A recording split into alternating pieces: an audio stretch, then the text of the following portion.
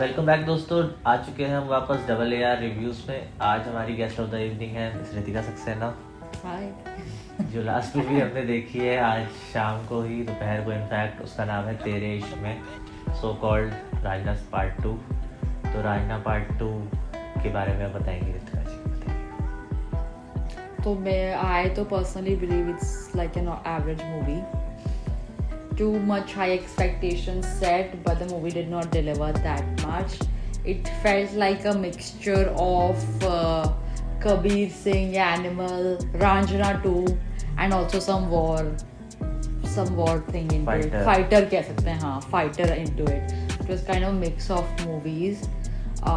Felt like कि ज़बरदस्ती nostalgic feel कराने की कोशिश की है बनारस को ज़बरदस्ती बीच में लाके. That angle was really not needed, but होंगे डायरेक्टर के अपने रीजंस. और what I believe music could have been better, dialogues could have been better. Ranjana has fabulous dialogues, वो आज भी लोगों को याद हैं. This movie had no dialogue, I think, for that matter, जो किसी को ऐसे याद रह जाए. और and what else? What do you think? हाँ, मतलब डायलॉग्स के बारे में याद करें तो मुझे तो सबसे पहले वो डायलॉग याद आ रहा है कि मैं इसे काम समझ के कर लेती हूँ और तुम प्यार समझ के कर लेना.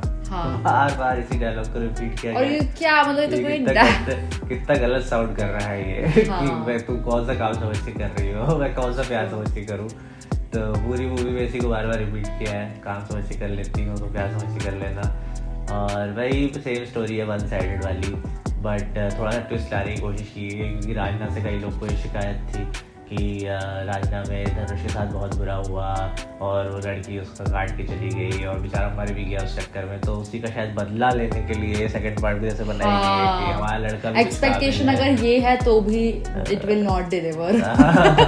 ये सोच के जा रहे हैं तो भी मतलब सोचो ये भी नहीं कर पा रही वो मूवी जो बेसिक है.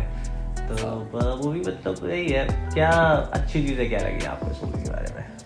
अच्छी चीज़ जो मुझे लगी वो सिर्फ ये कि दानुष की जो कैरेक्टर को एक काइंड ऑफ डेप्थ दे दी कि there is a reason why he behaves in a certain वे.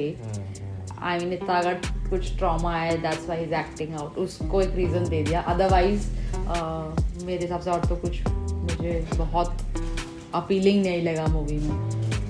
ये तो है. और जो बनारस वाला टच दिया गया है कि मुरारी वापस आ गया है, मेरे ख्याल से ये थोड़ा सा जबरदस्ती उसकी स्टोरी भी कि मेरा भी एक दोस्त है. It was really not needed. हाँ, ये थोड़ा सा पार्ट एक्साइटेड कर सकता है कुछ लोगों को क्योंकि रायना पार्ट 1 के फैंस बहुत सारे हैं. तो मुरारी वापस आ गए, पर वही मतलब जो भी दिखाया गया वो ज़बरदस्ती डाला गया है just to add an element to it. कोई ज़रूरत नहीं थी उसकी. और वो लास्ट में सेम डायलॉग रिपीट करता है, मर जाओ पंडित. तो एक तरह से स्क्रिप्ट भी लीक कर देता है कि हीरो मरने वाला है क्योंकि उसको बोल ही देता है मर जाओ पंडित.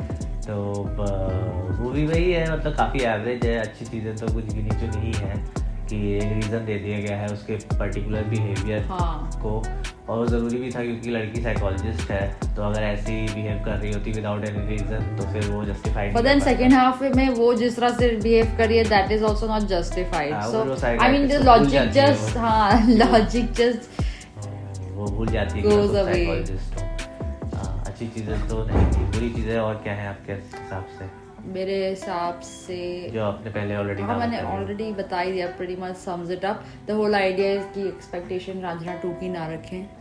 अगर देखना है तो इसे एक फ्रेश मूवी की तरह देखें तो तब शायद ठीक लग सकती है. हाँ, क्योंकि it's only the high expectations जिसकी वजह से movie is not working out. तो ठीक ही है. वो मुरारी वाला पार्ट हटा दे मूवी से तो बाकी सब मूवी ऐसे नॉर्मल जैसे बेकार मूवीज बॉलीवुड बनाता है तो ये भी एक और बेकार मूवी है. तो उसमें कोई दिक्कत नहीं है.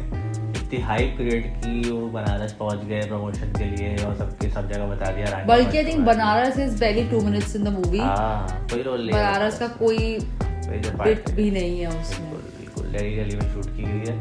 बहुत ही अनरियलिस्टिक सी स्क्रिप्ट है, बिलीव करना बहुत ही मुश्किल है.